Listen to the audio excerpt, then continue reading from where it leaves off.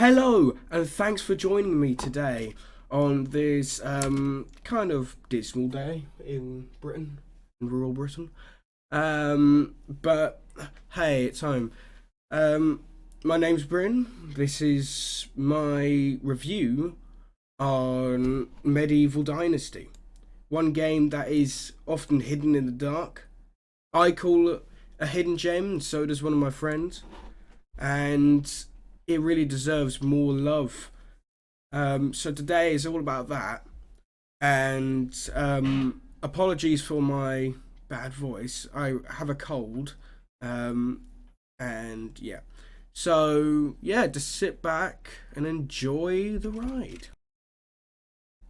First things first, what I'd like to talk about is the sound design. It's absolutely incredible.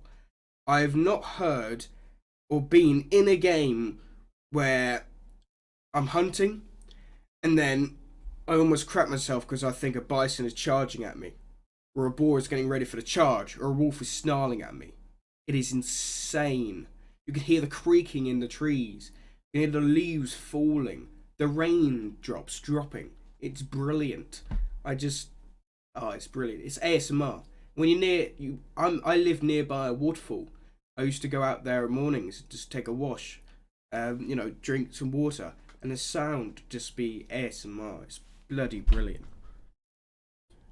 One of the top reasons why this game is so good is because of your building. You can build an entire village, get people to turn it into an automatic farm, basically. So you can get people hunting, they can get a kitchen, and from that kitchen, they can cook what they've been hunting. Um, and they just carry that on until they eventually lose equipment or they lose resources. Um, and that is a really cool aspect. So you can go hunting as well. You can go hunting and provide for your people. You can go and collect water from a waterfall or from the river, so then you can provide for your people.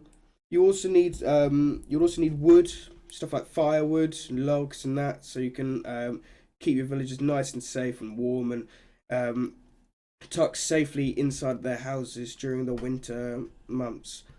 And that leads me on to the next point. In game, I'm in autumn currently, but there is not only autumn. There's also winter, summer, spring, and each of them bring their own sort of aesthetic. So in autumn, like the leaves fall and they make a big pile. I think I have a clip of that somewhere.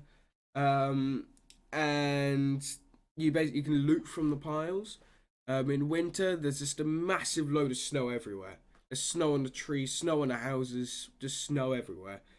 And in spring, there's not much happening in spring. It's pretty much just lush everywhere. It's just green, beautiful green. Farming in game is really tedious, but once you get over that sort of learning curve and time constraint, it is really not a problem. And once you got labourers working on the land, it's even more so not a problem. And this is wheat I'm talking about. And wheat sells for so much, and you get so much of it, which is brilliant. I got like 4,000 from my last batch. And that feeling you get when you complete houses and structures in your village, it is just brilliant. Because you've been working on this type of stuff for like what? Like 5, 10, 15 minutes. Big stuff, even more so, and it just feels brilliant. Even though you probably just restarted the entirety or have started the entirety of the industrial revolution in the process, it does feel it's brilliant. It's just brilliant. Traveling on foot, you will have to get used to. Most of your traveling in game until maybe later stages when you get a crap ton of money is really kind of tedious, but it's needed. Um, and that is a problem. That's a problem to most players. It's basically like a walking simulator. Listen, old dog. That's what it feels like to them. And yeah, that's the one downside done with. The upside to traveling is you get to see these really nice sights, and you also get to find some really cool like random encounters. In a clip I just shown you, there's a small camp that's abandoned. Sometimes there are even bandits in them, which make for a really interesting gameplay experience. And sometimes there are like logs on the floor with an axe next to them, or they're like spears chucked in trees. Actually, I haven't seen that, but apparently it might be. And it's just really immersive. In a clip here, I show you a small sneak peek into a mission. You talk to someone, you walk halfway across the map, and you talk to another person, and then you walk back again, which is just that is tedious. I mean, apart from it's not timed. Well, there are seasonal ones, so you have to do them by a certain season or a certain day. But it's not like 7 minutes or anything like that. So there is a massive downside to it, but at least it's not like GTA where you get 12 minutes to drive half, like, to the other side of the map from like grocery or something to like, I don't know, Palito Bay. I don't know. It's yeah. In this clip, I show you a small sneak peek into a nice sort of looking river. Rivers are your best friends when traveling. You can drink from them, and even alongside the river, sometimes you will find something like barrels or a chest with a shovel next to it. And now to address a certain problem, and I'm not blaming the developers, but the dialogue has no audio. It makes for really boring conversations, and you often just end up just skipping all of the dialogue and not even get into story, which is a problem for immersion. And especially with games like these, Skyrim, and Kingdom Come, without any dialogue, it just make for some kind of boring conversation. The night times are often the scariest. I mean, in talking about that, like, they're not terrifying. But what I mean is, like, you can just hear like wolves howling off in a distance. You can hear like leaves and everything cracking. And you don't even know if your footsteps are yours, and that is just half terrifying if you think about it. And the best thing to do at night is to make a campfire like I do in this, and just to put all your what's it called roasted meat on it, cook it, eat it just before you go to bed, and sleep for the next day. Then you can carry on with your mission to get back to the guy at the other side of the world. And you can take as much time as you want. I mean, you got as many animals as you can possibly need.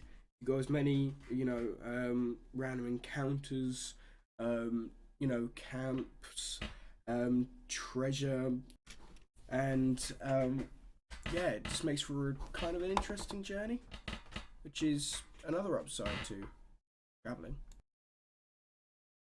Here is a thing to do with survival games. There is always going to be condition.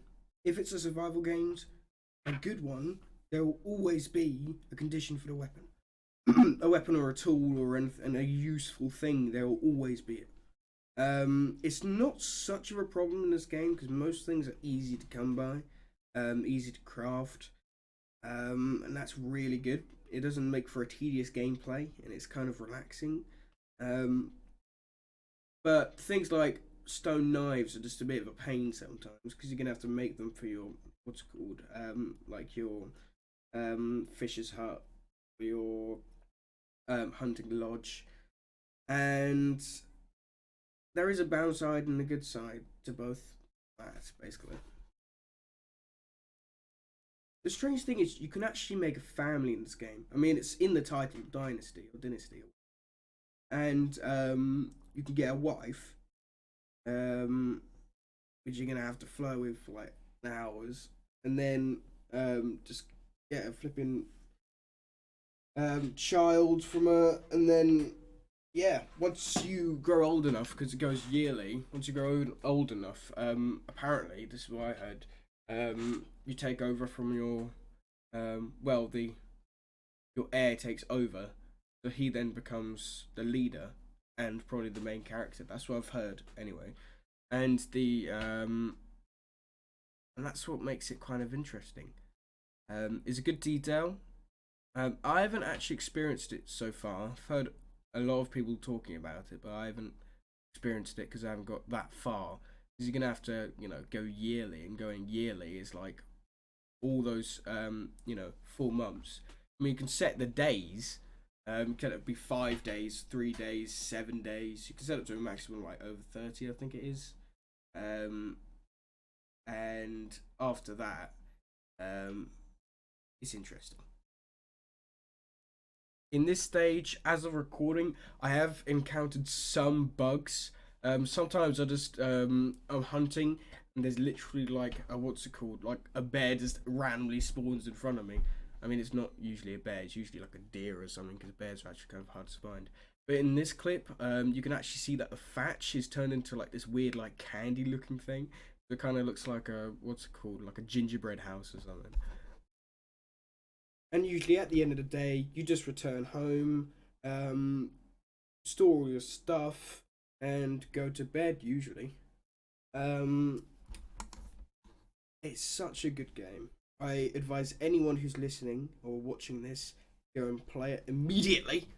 It's free in the Xbox Game Pass, um, and it is just so chill. It's like Stardew Valley but 3D. Really good. To all those legends who have kept around and watched through the entire thing, I thank you so much. Please tell your friends about me. I am so small. I will try and fix my audio problem, but as of now, I can't really be asked. I will try and fix it. I promise. I will upload more, but the content I upload is just gonna be pretty random. But yes, thank you for watching and goodbye.